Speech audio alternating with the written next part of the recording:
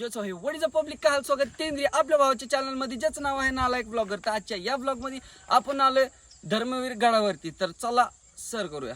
तर गाईज अशा प्रकारे आपण आलोय धर्मवीर गडावरती आणि बरेच दिवसानंतर आपण ब्लॉगची सुरुवात केली. जवळजवळ 2 ते 3 महिन्याचा गॅप पडला होता, त्याच्यावरती आत्ता सुरुवात केली. तर जाऊ आणि आतमध्ये बघू काय बघायला मिळतंय ते.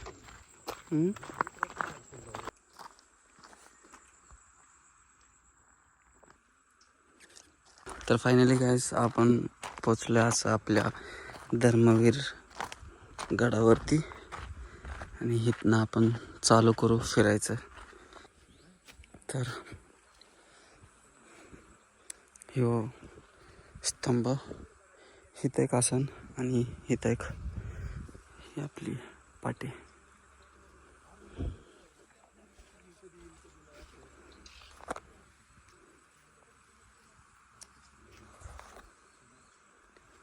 खाली पण काहीतरी कोरीव.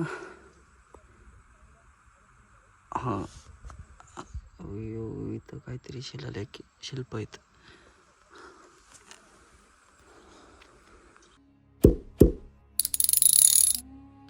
ज्यावेळेस छत्रपती आपल्या संभाजी महाराजांना इथं आणलं होतं त्यावेळेस इथं त्याचं काहीतरी महल दिला असेल आणि इथं पॅलेस टाईप. आणि समोर आपलं संभाजी महाराजांना कैद करून ठेवलं होतं, समोर बघू शकता. तिथनं इथं जवळजवळ एक 15 ते 20 मीटरचा, एक 10 ते 15 मीटरचा, 10 मीटरचा अंतर असेल सॉरी. पण भाई त्या माणसाचं धाडस, औरंगजेबाची दाढा फाटायची त्यांच्या समोर जायला बी. विचार करायला लागला आपल्याला ते कसले होते, म्हणजे काय होते ते. आणि ही आता सध्या अवस्था आहे अशी.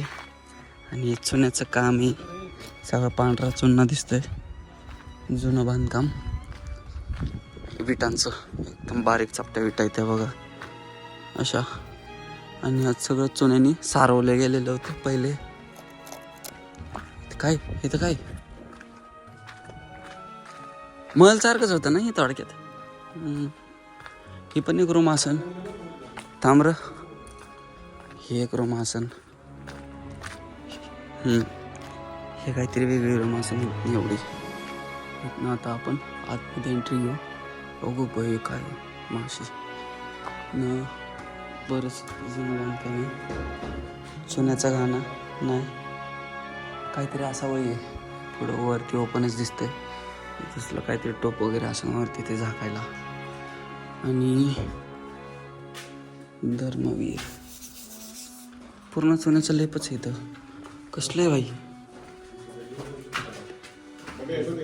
खड्डा काढलेला. हो काय इथं बाहेर निघायचं आहे का काय? इथं काहीच नाही, सगळं पडायच्या अवस्थेत आहे आता सध्या. क्रॅक वगैरे गेले ते इथं. आणि भाई एवढं तरी नशीब बघायला भेटतं आपल्याला, परत काय बघायला भेटतंय काय नाही सांगता येत नाही.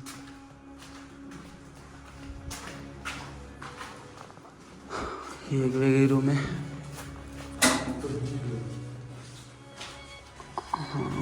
अच्छा, यार नदीचं पात्र इथंच आहे काय? नदीचं पात्र इथंच चिटकून जवळ पॅलेसला. आणि हे बाथ टब, हे त्या काळातलं बाथ टब ऐकले मी पण असं. एवढं इथनं पाणी वगैरे बाहेर जायला काहीतरी मार्ग असेल. इथं एक असेल बुजलंय पण ते आता सध्या. आणि इथं पण असावं काहीतरी नाही का, पाणी वगैरे जायला बाहेर. हे बघा इथं. तर हे त्या काळातलं बाथटब होतं.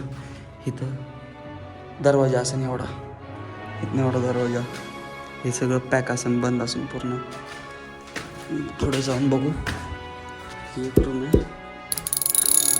वा, इथं वेगळा पॅलेसचा भाग आहे, बऱ्याचशा कॉल आहे तिथं. आणि हे काय बाथटबच दिसतोय पण, है ना? मग काय असेल, अंदाज लाव ना, काय असेल. बाथटबच मला तर वाटतंय. बाथटब इथं मस्त नजरा बिजरा घेत ते आंघोळ करत असेल इथं. मग त्या खोलीत पण होतं ना बाथटब. आणि इथनं पूर्ण नदी दिसती प्रॉपरमध्ये. आमच्या गावात ही बघ काय आहे.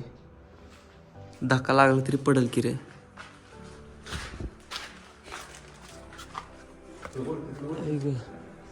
इथनं असं काय सीन आहे. आणि एक मिनटं, हा तिथपर्यंत आहे. आईला सगळं ढासळत आलंय. आणि इथं डायरेक्ट खाली खोलच आहे, थोडंसं दरीचं टाईपच आहे. खाली गेलं तर खालीच. इथनं वर जाऊ. हिमालयमध्ये एवढं काय बघायसारखं नाही, सगळं पाडक्या अवस्थेत असतं. त्यामुळं पण जे आपल्या संभाजी महाराजांसोबत घडलं होतं त्या गोष्टी सगळ्या इथंच घडल्या होत्या.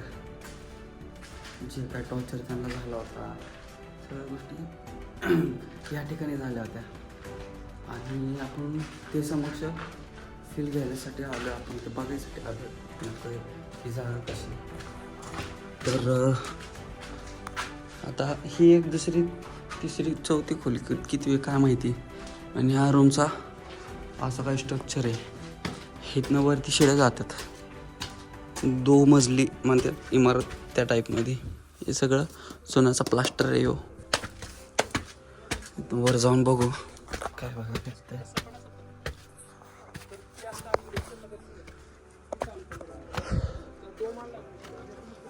हा असं काहीतरी वरनं स्ट्रक्चर दिसतंय याचं. ते खालनं आपण रूमा बघत होतो सगळ्या या. आणि ही पूर्ण भीमा नदी वाहत आली तिथपर्यंत, तिथपर्यंत अशी. आणि हे स्तंभ इथं संभाजी महाराजांना काही करून ठेवलं होतं. हे समोर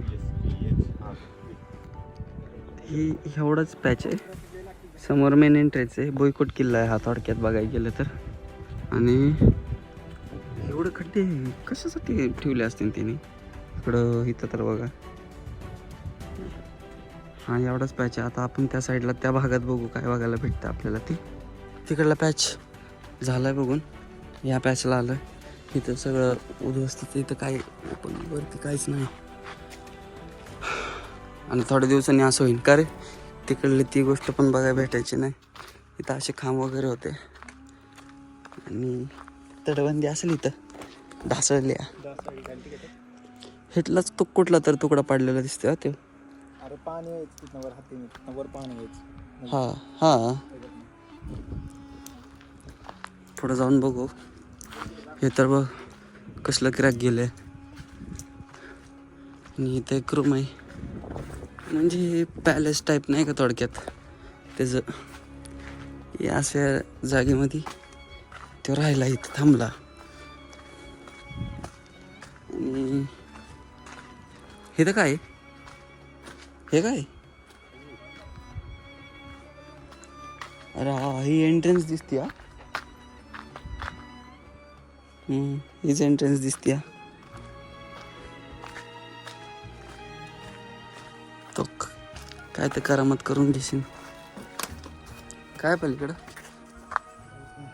काय नाही, पण जो इथला इतिहास आहे ना तो महाभयंकर आहे.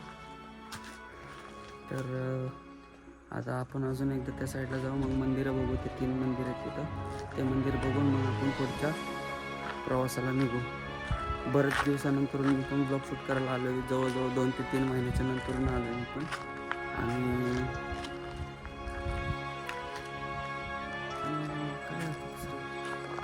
एवढंच ह्या एरियामध्ये. म्हणजे थोडक्यात पॅलेस टाईप होतं.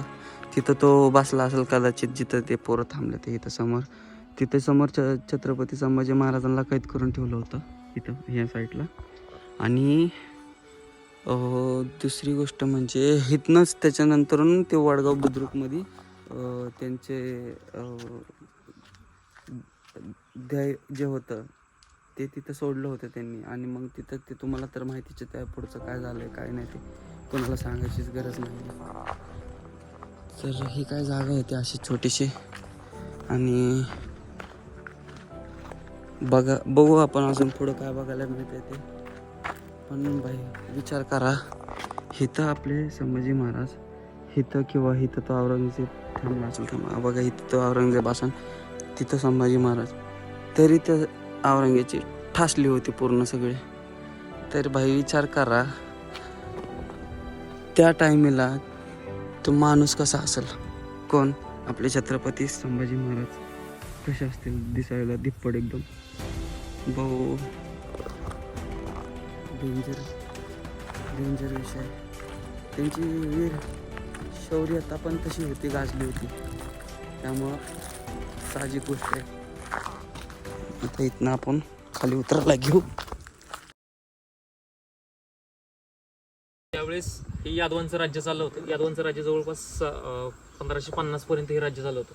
म्हणजे ज्यावेळेस निजामाने यांच्यावरती आक्रमण केल्याच्या नंतर इथली जी जहागिरी भेटली किंवा इथली वतनदारी जी भेटली, ती वतनदारी भेटली ती या छत्रपती शिवाजी महाराजांचे पंजोबा बाबाजी राजे, त्या बाबाजी राजेंना ही वतनदारी भेटली. ज्यावेळेस वतनदारी भेटली त्यावेळेस त्यांना दिळगाव राजे वतनदारी दिली गेली. हे दिळगाव राजे कुठे, इकडे पलीकडल्या बाजूला. त्या दिळगाव राजाची वतनदारी त्यांच्यामध्ये महसुलासाठी म्हणजे ही जी गाव आहे पेडगावचं गाव, ही पेडगाव गाव त्यांना दिलेलं. इथं 2 गावं होती, पेडगाव आणि पांडी, अशी यादवांनी स्थापन केलेली गावं. आणि ही गावामध्ये ह्या गावांचा महसूल त्यांना जायचा. हे होतं बाबाजी राजेंपर्यंत पंजोबा. मालोजी राजे आले, मालोजी राजांना पण इथलंच भेटलं नाही का. मग शहाजीराजांना सुपा दिला, त्यावेळेस आदिलशाही आली होती. मग सुपा दिला आणि दिळगाव राजे दिले. त्यांची आज पण जमीन तिथं आहे त्या दिळगाव राजांनी.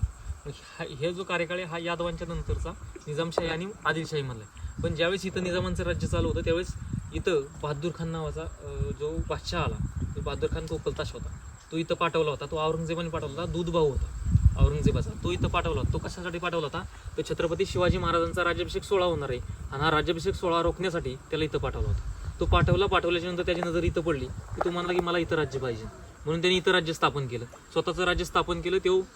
त्यांनी काय केलं की इथले जे 42 देवी देवता होते आणि 12 ज्योतिर्लिंग होते त्यांनी सगळी पाडून टाकली.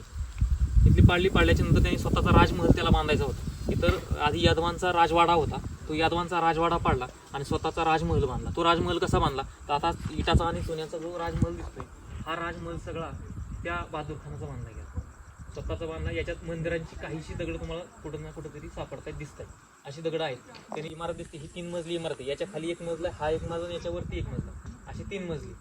3 मजल्याचा हा होता. इथं राजदरबार होता, पलीकडल्या बाजूला बाग होती, इथं कारंजा होता. इथं 7 मजली इमारत होती. हा जो ढिगार आहे समोर, ही 7 मजली इमारत होती. इथं पलीकडल्या बाजूला तिकडल्या बाजूला रूम होत्या, त्या साईडने राहायला की सरदार राहायचे. हे बहादूर खानाचं बनवलेलं होतं. हे बहादूर खानाने का बनवलं, तर स्वतःला राहण्यासाठी बनवलं. पण नंतर याचीच दक्षिण राजधानी म्हणून औरंगजेबाची दक्षिण राजधानी हिला संबोधलं गेलं. मग इथं दक्षिण राजधानी झाली औरंगजेबाची.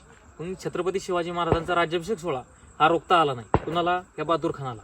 म्हणून त्यांनी काय केलं, या परिसरामध्ये जवळपास 100 किलोमीटर अंतरावरती त्यांनी देवी देवता म्हणजे जी मंदिर आहेत त्या मंदिरांची लूट केली. कशी केली लूट, कळस काढायचे आणि गाभाऱ्यातली देवता उचलून आणायची आणि गावं लुटायची, ही त्यांनी काम केलं. आणि हे काम करून काय केलं, तर ह्या औरंगजेबाला हे खुश करण्यासाठी हे सोनं नाणं पाठवायचं होतं. म्हणून त्यांनी हे सोनं नाणं जवळपास 1.5 कोटीच्या आसपासचा हा खजाना इथं आणून ठेवल्याच्या नंतर त्यांनी हा खजाना औरंगजेबाला पाठवायचा आहे म्हणून त्यांनी पेट्यांमध्ये पॅक करून ठेवला. पण ज्यावेळेस छत्रपती शिवाजी महाराजांचा राज्याभिषेक सोहळा झाला आणि राज्याभिषेक सोहळा झाल्याच्या नंतर त्या राज्याभिषेक सोहळ्याचा 1 कोटीहून खर्च झालेला हा खर्च भरून काढायचा आहे. आणि हा जर भरून काढायचा असेल खर्च, तर आपल्याला कुठेतरी लूट करावं लागेल. मग निजामांचं किंवा या मुघलांचं एखादं राज्य बघा. मग असं राज्य बघितलं तर हे पेडगावचा किल्ला होता, हे पेडगाव गाव होतं. आणि पेडगावच्या किल्ल्यावरतीच त्यांनी छापा मारायचं ठरवलं. तर कसं छापा मारायचा, तर बहिर्जी नाईक होते. हे बहिर्जी नाईकांनी इथं येऊन वेड्याचं मेस घेतलं आणि वेड्याचं मेस घेऊन इथं आल्याच्या नंतर इथं वाटा किती आहेत, रस्ते किती आहेत, किंवा इथं वेसी किती आहेत, इथं गावात लोकसंख्या किती, इथं व्यापार कोणता चालतो, नदीचा किनारा कोणत्या साईडनी किंवा डोंगर भाग कोणत्या साईडनी, हे सगळं बघितलं.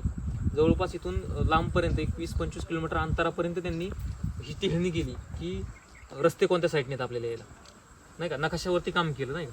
मग असं झालं ना. असं केल्याच्या नंतर त्यांनी तिथून सुरुवात झाली की सरसेनापती हंबीरराव मोहिते हे नवीनच सेनापती म्हणून नेमणूक केली आणि त्यांना 9,000 सैन्य छत्रपती शिवाजी महाराजांनी दिलं. हे 9,000 सैन्य सासवड गावामध्ये आलं. सासवड गावामधून तिथं सैन्याची फाळणी केली गेली आणि या फाळणी केल्याच्या नंतर या सैन्याची 2000ची निवडक सैन्य साईडला काढलं आणि 7000 सैन्य एका साईडला निवडक काढलं. ज्यावेळेस 7000 सैन्य निवडक काढलं ते सासवड मार्गे वाडेबोलाच्या जंगलात गेलं. वाडेबोलाच्या जंगलातून रांजणगाव, शिरूर आणि श्रीगोंदा या श्रीगोंद्यापाशी येऊन थांबलं. ज्यावेळेस श्रीगोंद्यापाशी येऊन थांबल्याच्या नंतर इथं या श्रीगोंद्यापाशी आलं आणि श्रीगोंद्यापाशी आल्याच्या नंतर हिता जो 7 मजली टेहळणी बुरुज होता, या 7 मजली टेहळणी बुरुजावरून मुघली सैन्याने बघितलं की मराठे आपल्या अंगावरती येत आहेत आणि मराठे अंगावरती येत आहेत असं बघितल्याच्या नंतर इथलं बहादूर खानाला खबर दिली गेली की मराठे आपल्या अंगावरती येत आहेत. असं कळल्याच्या नंतर या बहादूर खानाने 40,000 सैन्य सोबत घेतलं आणि 40,000 सैन्य घेऊन त्या मराठ्यांच्या मागे लागला. ज्यावेळेस मराठ्यांच्या मागे लागला, मराठ्यांनी बघितलं की आपल्या समोर 40,000चा समुद्र आपल्या अंगावरती येतोय, आपल्याला माघारी फिरावं लागेल. त्यावेळेस मराठे माघारी फिरले. त्या श्रीगोंदा शहरामधून मराठे माघारी फिरले आणि माघारी फिरून ते तसेच त्या ज्या मार्गाने आले त्या मार्गाने वाडेबोलाच्या जंगलापर्यंत गेले. वाडेबोलाच्या जंगलामध्ये ते तिथं आतमध्ये दबा धरून म्हणजे लपून बसले आणि लपून बसल्यानंतर हा बहादूर खान तिथं गेला. बहादूर खान तिथं थांबला, काही वेळ थांबला आणि तिथून परत माघारी गेला. जो रांजणगाव पर्यंत आला. रांजणगाव पर्यंत आल्याच्या नंतर परत ते मराठे त्या वाडेबोलाच्या जंगलातून बाहेर निघाले आणि मागं तर बघतो तर काय हा बहादूर खान की मराठे अंगावरती येत आहेत पुन्हा एकदा असं दिसतंय. आणि असं दिसत्या कारणाने त्यांनी काय केलं की मराठ्यांनी माघारी फिरले आणि माघारी फिरल्यानंतर परत वाडेबोलाच्या जंगलात शिरले, सासवडला गेले आणि रायगडला गेले. हे 7,000 सैन्य गेलं, पण बहादूर खान हा तिथंच थांबला त्या वाडेबोलाच्या जंगलाच्या बाहेर. मग 2,000चं निवडक सैन्य ह्या सासवडमधून काढलेलं होतं. ते सासवडमधून जेजुरीला आलं, जेजुरीवरून कुरकुमला आलं, कुरकुमहून दौंडला आलं आणि दौंडवरून डायरेक्ट या पेडगावच्या किल्ल्यामध्ये आले. त्यांनी गाव लुटलं नाही किंवा बाजारपेठ लुटली नाही, ते सरळ या किल्ल्यामध्ये शिरले, म्हणजे या राजवाड्यामध्ये शिरले. राजवाड्यामध्ये शिरल्याच्या नंतर फक्त इथं फॅमिली शिल्लक होत्या, म्हणजे कुटुंब शिल्लक होती. इथं सैन्य कसलंही नव्हतं. आणि त्यांनी म्हणले इथला खजाना कुठे म्हणले. त्यानंतर सरसेनापती हंबीरराव मोहिते सोबत होते. सरसेनापती हंबीरराव मोहिते त्यांनी विचारणा केल्याच्या नंतर ते खजाना सांगितला गेला. तो खजाना लुटून न्यायचं काम सरसेनापती हंबीरराव मोहिते, आनाजी पंत, बहिर्जी नाईक यांनी इथून जवळपास त्यांचे 2,000 सैन्याबरोबर त्यांनी हे सैन्य चप्पल बाहेर काढा इकडे बाहेर. आणि असं अशी एक लूट इथं केली गेली. ज्यावेळेस असं म्हणतात की छत्रपती शिवाजी महाराजांच्या वेळेस, म्हणजे छत्रपती शिवाजी महाराज जे दक्षिण दिग्विजयाला चालले होते आणि त्यावेळेस आपल्याकडे सैन्य कमी असल्या कारणाने आपण स्वराज्य राखू शकत नाही. या कारणाने आपल्याला आपल्या अंगावरती दिलेर खानाची छावणी अंगावरती येते आणि ही दिलेर खानाची छावणी अंगावरती येते. या कारणाने आपल्याला काय करावं लागेल तर आपल्याला यांना रोखावं लागेल. तर हे रोखायचं कसं, तर त्यामुळे त्यांनी काय केलं, छत्रपती संभाजी महाराज आणि राणू अक्का त्या बहीण भाऊ आहेत आणि यांना सांगितलं की तुम्ही दिलेर खानाच्या छावणीत जायचं. दिलेर खानाच्या छावणीत गेल्याच्या नंतर त्यांना सांगायचं की आम्ही तुम्हाला मिळालोय, आम्ही छत्रपती शिवाजी महाराजांना सोडलंय आणि छत्रपती शिवाजी महाराजांना सोडले, आम्ही मुघलांच्या राज्यामध्ये प्रवेश केलाय आणि मुघलांना हे स्वराज्य आमचं होतं की मुघलांना दिलं. आणि असं जी काय म्हणतात त्याला, छत्रपती शिवाजी महाराजांच्या नंतर संभाजी महाराज तिथे गेले आणि गेल्याच्या नंतर ती जी छावणी होती दिलेर खानाची छावणी, ती दिलेर खानाची छावणी इथं आली होती. इथं आल्याच्या नंतर छत्रपती संभाजी महाराजांचं इथं 52 पेठांमध्ये स्वागत केलं गेलं, फुलहार आणि स्वागत केलं गेलं. आणि स्वागत केल्याच्या नंतर संभाजी महाराज बघतायत तर काय इथं 42 देवी देवता, 12 ज्योतिर्लिंग तोडलेली आहेत, पाडलेली आहेत. इथं कोणालाही मंदिरामध्ये जाण्यासोबत सुद्धा प्रवेश नाही, घंटा वाजवण्याची सुद्धा त्यांना परमिशन नाही. आणि असं कळताना संभाजी महाराजांनी इथं जागरण गोंधळाचा कार्यक्रम केला. हा जागरण गोंधळाचा कार्यक्रम संभाजी महाराजांचा इथं झाला होता. इथं जागरण गोंधळाचा कार्यक्रम केला. दक्षिण दिग्विजय झाला शिवाजीराजांचा आणि दक्षिण दिग्विजय शिवाजी महाराज माघारी आली. त्यानंतर संभाजी महाराज ही काही कालांतराने आणि राणू अक्का ही स्वराज्यात मिळाली. म्हणजे असं म्हणतात की संभाजी महाराजांनी गद्दारी केली, संभाजी महाराजांनी अशी कोणती गद्दारी केली नव्हती. हे फक्त एक मुघलांना कलाटणी देण्यासाठी केलेला एक युक्ती होती आणि अशी युक्ती झाली.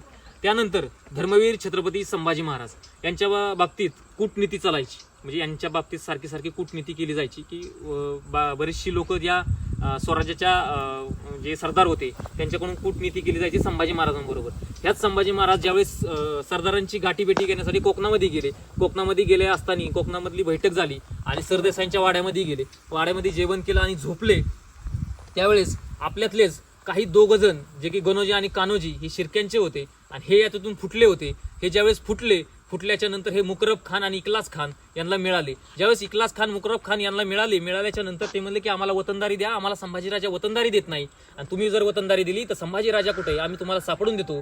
असं म्हणल्याच्या नंतर त्या गणोजी शिर्के मुकरब खान म्हणला की 100% आम्ही तुम्हाला वतनदारी देऊ आणि वतनदारी देऊ म्हणल्याच्या नंतर त्या रायगडाच्या शेजारी असलेला आंबेघाट, हा आंबेघाट डायरेक्टली त्या कोकणामध्ये उतरतो आणि हा आंबे घाटातून हे मुघलांचं सैन्य उतरवायचं असं ठरवलं या गणोजी आणि कान्होजींनी. ज्यावेळेस हे ठरल्याच्या नंतर हे 80,000 सैन्य त्या कोकणामध्ये उतरलं. सरदेशांच्या वाड्याला वेढा टाकला गेला. सरदेशांच्या वाड्यामध्ये संभाजी महाराज, 300 मावळे, संताजी, धनाजी, कवी कलश अशी लोक होती आणि ही लोक असताना तिथं संभाजी राजांना कैद करण्याचा प्रयत्न चालू होता. कसा प्रयत्न झाला? संताजी धनाजी म्हणतायत, संभाजी महाराज इथून तुम्ही लवकरात लवकर निघा आणि त्या रायगडाला पोचा, 10-5 मावळे सोबत घ्या आणि रायगडाला पोचा आणि रायगडाला पोचल्याच्या नंतर तिथून सैन्य घेऊन या आणि सैन्य घेऊन आल्याच्या नंतर इथं आपण पुन्हा एकदा लढाई करू, तोपर्यंत तुम्ही इथून वाचून तिकडं रायगडाला पोचा.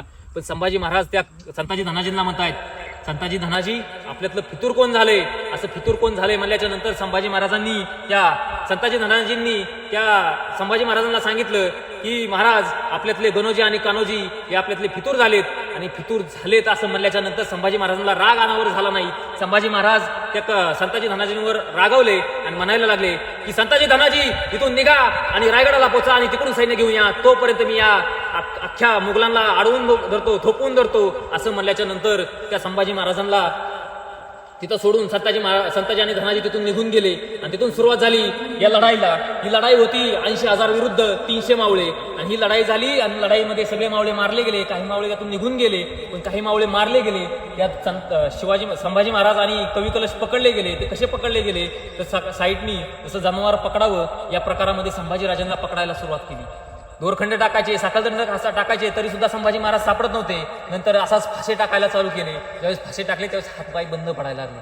संभाजी महाराज पकडले गेले आणि पकडल्याच्या नंतर लवकरात लवकर इखलास खान म्हणतोय की लवकरात लवकर या राजाला इथून हलवा आणि आपल्या सुरक्षित ठिकाणी घेऊन चला. ज्यावेळेस सुरक्षित ठिकाणी जाऊ तोपर्यंत हा राजा आपल्या कैदेत नाही असं समजावं लागेल. ज्यावेळेस सुरक्षित ठिकाणी जाऊ तेव्हाच आपल्या कैदेत येईल. त्यामुळे त्यांनी काय केलं, ज्या संगमेश्वरामधून निघालेले संभाजी महाराजांना घेऊन ते राहिलेलं जवळपास 60,000 सैन्य होतं. ते 60,000 सैन्य निघालं. तिथून त्या संगमेश्वर 32 शिराळमध्ये सुद्धा संभाजी महाराजांना 4-5 मावळ्यांनी वाचवण्याचा प्रयत्न केला. त्या 32 शिराळमधून साताऱ्यामधून कराडमधून फलटणमधून बारामतीमधून कुरकुममधून दौंड आणि दौंडच्या नंतर या पेडगावच्या किल्ल्यावरती आणलं. या पेडगावच्या गावामध्ये आणल्याच्या नंतर संभाजी महाराजांना या खंडोबाच्या माळावरती ठेवलं. खंडोबाचा माळ या गावाच्या बाहेर आहे. त्या खंडोबाच्या माळावरती ठेवलं. खंडोबाच्या माळावरती ठेवल्याच्या नंतर संभाजी राजांना 3 दिवस त्या खंडोबाच्या माळावरती ठेवलं. ते कारण होतं का औरंगजेब इथं आला नव्हता. तो औरंगजेब ज्यावेळेस इथं आल्याच्या नंतर तो त्याचं 5 लाख सैन्य घेऊन आला. 5 लाखात सैन्य खंडोबाच्या माळावरती गेलं. त्याची मुलगी तो औरंगजेब आणि त्याचे सरदार या राजदरबारात आले. राजदरबारात आल्याच्या नंतर त्या 4 दगडांच्या मध्ये त्याचं तख्त होतं, चांदीचं तख्त होतं. चांदीच्या तख्तावरती तो येऊन बसला. उजव्या साईडला त्याची पोरगी बसली आणि बसल्याच्या नंतर त्यांनी आदेश काढला की त्या संभाजी राजाला घेऊन या, त्या संभाजीला घेऊन या असा आदेश काढला. असा आदेश काढल्याच्या नंतर तिकडे सैन्य गेलं आणि संभाजी राजाला आणायचंय. पण संभाजी राजा हा राजा आहे. संभाजी राजा हा छत्रपती, तख्तावरती बसलेला हा मनुष्य आहे आणि ह्या तख्तावरती बसलेला असल्या कारण याचा तख्तकुल करावा लागेल, तख्तकुल हा करावा लागेल. म्हणून याला तख्तावरून खाली सामान्य बनवावं लागेल. म्हणून यांनी काय ठरवलं तर संभाजी राजाला विदूषकाचे कपडे घालायची, काटेरी साखळदंड घालायचे, तोंडाला काळं फासायचं, डोक्यावर विदूषकाची कपडे टोपी घालायची, विदूषकाची कपडे घालायची आणि तख्तकुल हा करायचं. म्हणजे जसं बैलाला जू घालतात त्या प्रकारामध्ये संभाजी राजाला जू घालायचं आणि जू घालून त्या संभाजी राजाची धिंड काढायची. धिंड काढायसाठी त्यांनी एक मथारा उंटा आणला. उंटावरती संभाजी राजाला उलटं बसवलं आणि उलटं बसवून या ज्या 52 पेठांमध्ये संभाजी राजांचं दिलेरखानाच्या छावणीत असताना त्यांची स्वागत केलं होतं त्याच स्वागताचा वाटेने संभाजी राजांची विटंबना करत धिंड काढायची होती. ही दिंड चालू झाली. दिंडीमध्ये साईडची लोक संभाजी राजांना दगड मारतायत, शेण मारतायत, अंगावरती थुंकतायत, काट्या कोरड्या मारतायत. संभाजी राजा रक्तबंबाळ झालेला संभाजी राजा त्याच 52 पेठांमध्ये संभाजी राजाची दिंड चालू होती. ज्यावेळेस ही दिंड चालू होती त्या दिंड बाहेरच्या जिथं तुम्ही आज गाडी लावली त्या ठिकाणी वेस आहे, त्या वेशीपाशी ती दिंड आली. वेशीपाशी दिंड आली. दिंड आल्याच्या नंतर तिथं रायप्पा महार नावाचा व्यक्ती आला होता. हा रायप्पा महार नावाचा व्यक्ती कोण होता तर संभाजी राजांचा सवंगडी होता. आणि तो तिथं आल्याच्या नंतर काय म्हणतोय की हा माझा राजा आहे, साखळदंडात जकडलेला आहे, तख्तकुला केलेला आहे, मी हे सहन करू शकत नाही आणि मी हे सहन करू शकत नाही म्हणल्याच्या नंतर कमळाची असलेली तलवार काढली आणि 5 लाख सैन्यावरती धावून गेल्याच्या नंतर त्याचा निभाव लागला नाही, त्याला मारून टाकलं गेलं. 5 लाखाचं सैन्य त्याच्या अंगावरून चालून आलं. हीच विटंबना करत आलेली दिंड. या वेशीच्या बाहेर अजून एक वेस होती, राजवाड्याची वेस होती. इथं वेस आली, वेशीत ती दिंड आल्याच्या नंतर संभाजी राजाला खाली उतरवलं गेलं. उतरवल्याच्या नंतर संभाजी राजाला 20-25 लोकांनी ओढून धरलेले, जकाडलेले आणि कवी कलशांना उतरवलेले आणि उतरवल्याच्या नंतर या समोरच्या वेशीतून संभाजीराजांना आणतायत. त्यावेळेस इथला मोगली सैन्य घोषणा देतोय. काय घोषणा देतोय? काफर संभाको लाया जा रहा है अशी घोषणा दिली. आणि दिल्याच्या नंतर संभाजीराजाला इथून आणलं गेलं. आणल्याच्या नंतर या खुल्या जागेत उभा केलं गेलं. ही खुली जागा आहे, ही खुली जागा राजवाड्याची खुली जागा आहे, राज दरबाराची खुली जागा आहे. आणि इथं उभा केलं गेलं, साखळदंडात उभा केलं गेलं. त्यावेळेस हा औरंगजेब स्वतःचं तख्त सोडून उभा राहतोय आणि काय म्हणतोय की हाच तो संभाजीराजा आहे का जो 9 वर्षाचा असताना मी याला कैद केला होता, माझ्या राज दरबारात आला होता आग्र्यामध्ये, त्यावेळेस मी त्याला कैद केला होता. तो हाच संभाजीराजा आहे का जो माझ्या डोक्यावरचा तास सोडून माझ्या 9 वर्ष माझे वायाला घालवलेत, तो हाच संभाजीराजा आहे का? त्यानंतर साईडचा सरदार म्हणला की हाच तो संभाजीराजा. त्यानंतर त्यांनी स्वतःचं तख्त सोडलं. तख्त सोडून त्या या पायऱ्यांनी खाली आला आणि पश्चिम दिशेला तोंड केलं, गुडघ्यावरती खाली बसला आणि नमाजाच्या रुकवता पडायला लागला. नमाजाच्या रुकवता का मोडत होता? कारण तो त्याच्या अल्लाला धन्यवाद म्हणत होता की या संभाजीराजाला 9 वर्षांनी मला पकडून दिलं. असं त्या नमाजाच्या रुकवता चालू असताना संभाजी महाराज कवी कलशांना म्हणतायत, कवी कलाश समोर हे जे दृश्य दिसतंय या दृश्यावरती तुम्हाला काय काव्य सुचतंय का? असं म्हणल्याच्या नंतर कवी कलशांना आश्चर्य वाटलं आणि कवी कलश संभाजी महाराजांना म्हणतायत, महाराज मृत्यूच्या गोटात असताना, शत्रूच्या दारात असताना तरी सुद्धा तुम्हाला इथं काव्य सुचतंय, तुम्हाला काव्य ऐकावं वाटतंय, ताटमानेने तुम्ही म्हणताय की काव्य ऐकायचंय. त्यावेळेस कवी कलश म्हणतायत, यावन रावण की सभा शंभू वंद्य बजरंग लहू लसत सिंदूर सम खेल रंग देख तुम्हारी रबी छबी पद्धत बदरंग देख तुम्हारा तेज तखत तेजत औरंग. अशी कविता म्हणल्याच्या नंतर हा औरंगजेब स्वतःच्या तख्तावरती जाऊन बसला आणि साईडचा लेखनिक होता, तो बखर लिहिणारा होता, तो लेखनिक तिथं जाऊन संभाजीराजांना, कारण ही जी कविता आहे ही संस्कृत मध्ये म्हणली गेली. त्यानंतर ते कवितेचा अर्थ सांगायला चालू झाला. काय अर्थ होता? कवितेचा अर्थ होण्याच्या सभेमध्ये हनुमानाला बांधून ठेवले, रणांगण खेळलेला माझा राजा, रक्तबंबाळ झालेला माझा राजा सिंदूर थपलेल्या हनुमानासारखा दिसतोय, सूर्यासमोर हा काजवाही लुप्त झालाय, हिंदुस्थानचा बादशाह म्हणून घेणारा हा औरंगजेब स्वतःचं तख्त सोडून माझ्या राजाच्या पायात झुकायला आला. असं म्हणल्याच्या नंतर त्या औरंगजेबाला राग आला आणि त्यांनी आदेश काढला की या कवी कलशाची जीभ छटा. असा आदेश काढल्याच्या नंतर 4-5 कसब आले आणि कवी कलशाची जीभ इथं छाटली. इथून पुढे सुरुवात झाली प्रश्न उत्तराचा कार्यक्रम. औरंगजेब संभाजीराजांना प्रश्न विचारत होता. कोणते प्रश्न होते? 3 प्रश्न होते. हे 3 प्रश्न कोणते होते? पहिला प्रश्न होता की तुझ्या स्वराज्याचा खजाना कुठे? दुसरा प्रश्न होता आमच्यातलं फितूर कोण आहे? आणि तिसरा प्रश्न होता तू इस्लाम कबूल कर. असे 3 प्रश्न विचारले गेले. त्यातल्या एका प्रश्नाचं उत्तर दिलं संभाजीराजांनी. काय होतं ते उत्तर? अकबर. असं उत्तर दिलं गेलं. असं उत्तर दिल्याच्या नंतर त्या औरंगजेबाला राग आला आणि तो म्हणला याला कालकोठडीत घेऊन जा. कालकोठडी याच्या खाली, ही समोर जी इमारत दिसते इमारतीच्या खाली त्या कोठडीत ठेवलं गेलं संभाजीराजांना. ती शिक्षा कशी होती? कारण अशी या औरंगजेबाने एका सरसेनापतीला, मराठ्यांच्या सरसेनापतीला एक शिक्षा दिली होती. ती पण अशी शिक्षा होती. काय शिक्षा होती? की की 5x5ची खोली, 5x5च्या खोलीमध्ये दोघांना ठेवायचं, डांबून ठेवायचं, हागणं मुतणं आतमध्ये, जेवण आतमध्ये, पाणी एक टाइम भेटणार, अशी शिक्षा दिली गेली. 4-5 दिवस पहिले अशी शिक्षा दिली गेली. तिथून पुढे सुरुवात झाली संभाजीराजाला छळायची. कसं छळायचं? संभाजीराजाला छळायला चालू झालं. पहिल्यांनी नख काढली, बोट तोडली, दात पाडले, ओठ तोडले, नाक तोडलं, जीभ कापली, तप्तसळ्या करून डोळ्यामध्ये घातल्या गेल्या, डोक्यावरची केस उपटून काढली, दाढीची केस उपटून काढली, गुडघ्याच्या वाट्या तोडल्या गेल्या, गोट्याच्या वाट्या तोडल्या गेल्या, पायाची नख बोट तोडली काढली. आणि त्याच्यानंतर काही कालांतराने ही जी घटना झाली ही 1-1 दिवसाची झाली. प्रत्येक दिवशी 1-1 अवयव काढ. आणि काही कालांतर गेल्याच्या नंतर संभाजीराजाला 4-5 लोकांनी खाली पाडलं. खाली पाडल्याच्या नंतर संभाजीराजाला डोक्याच्या केसापासून पायाच्या नखापर्यंत फाडायला चालू केलं, लचके तोडायला चालू केले. कसे लचके तोडले? तर जशी तलवार असती किंवा एखादं खंजीर असतं त्या प्रकारामध्ये संभाजीराजांची ही त्वचा पकडायची आणि त्वचा पकडून ती अशी ओढत ओढत जसे जनावर फाडतात त्या प्रकारामध्ये संभाजीराजाची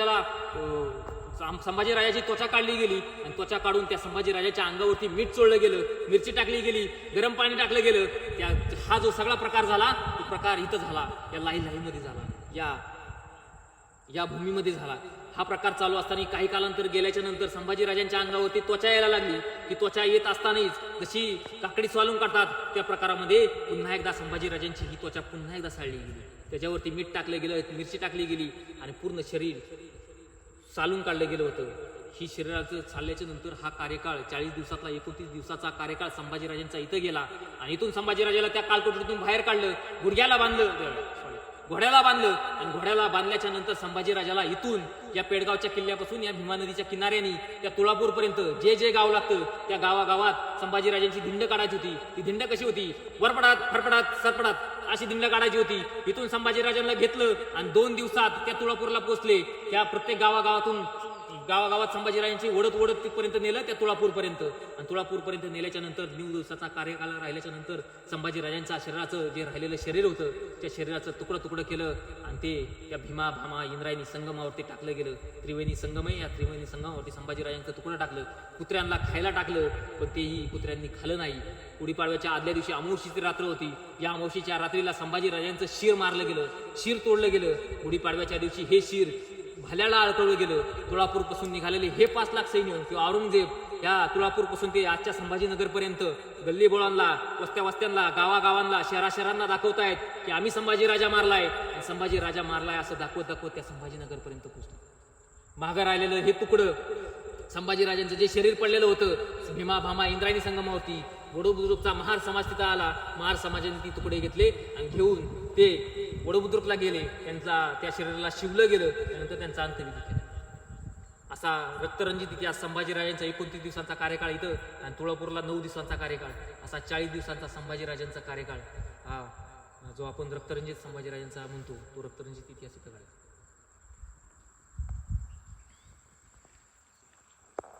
जवळपास 7 वर्ष झाली हे नित्यनेमाने चालू आहे. ऊन वारा पाऊस काही असलं तरी सकाळची पूजा इथं होती. भाऊ ऐकला का इतिहास? मी अक्षरशः 5 मिनिटांना सून पडलो होतो, त्यामुळे मी कुठली व्हिडिओ लगेच चालू केली नाही. बापरे, समक्ष येऊन ऐकल्यामध्ये आणि बघण्यामध्ये ना ती जागा, तुम्ही या कधी मग तुम्हाला कळेल. आणि आता सध्या आपण चाललो आहे इथं मंदिर आहे. मला बोलायची पण इच्छा आहे ना, मग पूर्ण अंगावर काटा फुटला होता. आणि दुसरी गोष्ट म्हणजे भावनी असलं भारी ते एक्सप्लेनेशन दिलं ना, लय आवडलं. आणि आता इथून जाऊ आपण. 3 मंदिर आहेत, 3 मंदिरं बघू आणि मग तसंच त्या आपण जिथं गाडी लावली होती ना तिथं जाऊ. मग डायरेक्ट तिथं मंदिरात जर पाय पडू आणि मग निघू. बघा इथपर्यंत तर तटबंदी दिसते. इथं पण काहीतरी दिसतंय. इथं 3 का 4 मजली काहीतरी मला म्हणला होता तो दादा. कदाचित ते इथं असेल बहुतेक का नाही. मंदिर आहे समोर, मंदिरात जाऊ, पाया पडून येऊ. तिथून आलो आपण स्ट्रेट. इथं ही काहीतरी इमारत सारखीच दिसतंय बरं का. बहुतेक असेल इमारत. हो इमारतच होती हे. असे टेहळणीसाठी जागा असेल मला तर वाटतंय. आणि ते मंदिर आहे मोकळं वाटतंय. इथं असेल काहीतरी. केवढं आहे पूर्ण भरपूर मोठं आहे. एवढी स्पेस पूर्ण ओपन आहे. आणि इथं मंदिर आहे. भाई कसलं आर्किटेक्ट दिसतंय. वाव. हे अजून एक कुठल्या तर मंदिरावर बघितलं होतं व्हिडिओजमध्ये. ह्या ते साईडला तो वरती थोडीशी नासधूस झालेली आहे. आणि सगळं काय स्कल्पचर दिसतंय बाई.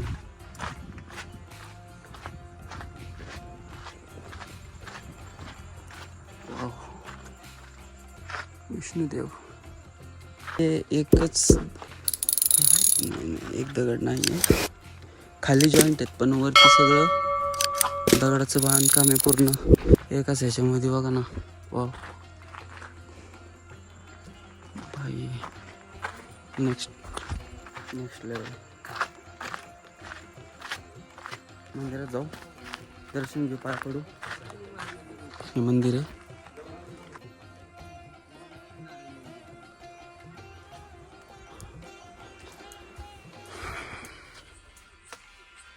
वाव.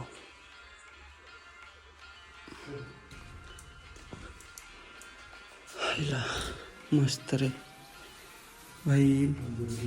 काय मंदिर दिसतंय यार. हो कसले आर्किटेक्ट आहे यार. भाईला नुसतं बघत राहावं वाटतंय. हो पूर्ण चिल्ल वातावरण. गार वातावरण आहे आतमध्ये. तर गणपती बाप्पाची मूर्ती बहुतेक खंडित झालेली आणि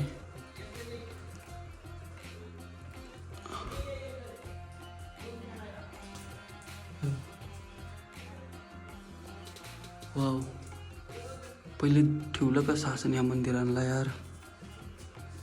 काय आर्किटेक्ट यार, टेन्शनमध्ये चालू आहे मी इथं. मूर्ती होती पहिले पण ती नंतर नासधूस झाल्यानंतर बरंचशा मूर्त्या गायब झाल्या. लक्ष्मीनारायण मंदिर आहे, लक्ष्मीनारायण मंदिर.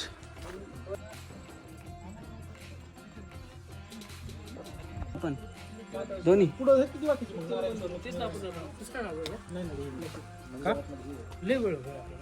महत्वाचं काय तुला? वाव, लक्ष्मीनारायण मंदिर दोन्ही पण त्याचे वाटतं असं मित्र म्हणतोय, पण मला कन्फर्म नाही आहे. अरे महादेवाचं मंदिर आहे आपलं हे. वाव,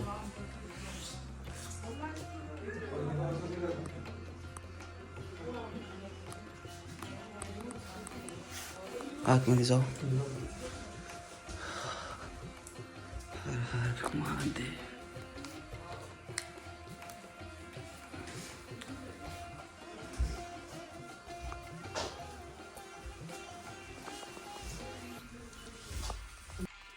भाऊ काय आर्किटेक्ट यार ही. हिला फर्स्ट टाइम असं काहीतरी बघितलंय.